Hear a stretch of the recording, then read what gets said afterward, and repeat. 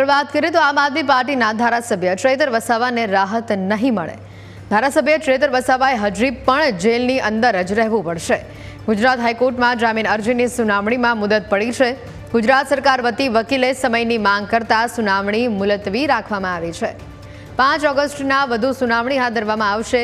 ડેડિયાપાડા તાલુકા પંચાયત પ્રમુખ સાથે લાફાકાંડમાં ધરપકડ થઈ છે। आज अंगे વધુ માહિતી મેળવી સંવાદદાતા જયેશ જોડાયા છે ફોન લાઈન ઉપર। જયેશ, આમ આદમી પાર્ટીના ધારાસભ્ય ચૈતર વસાવાને રાહત નથી મળી, હજી તેઓને જેલમાં જ રહેવું પડશે।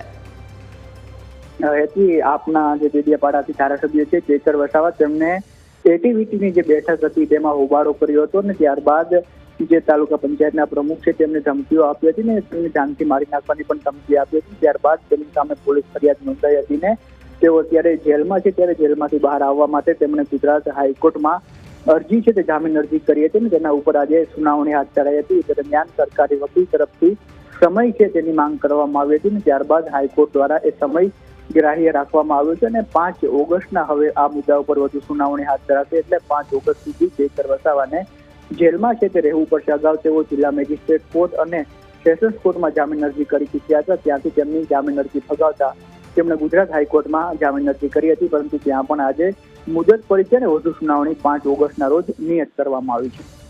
જયેશ, આભાર વિગતો બદલ।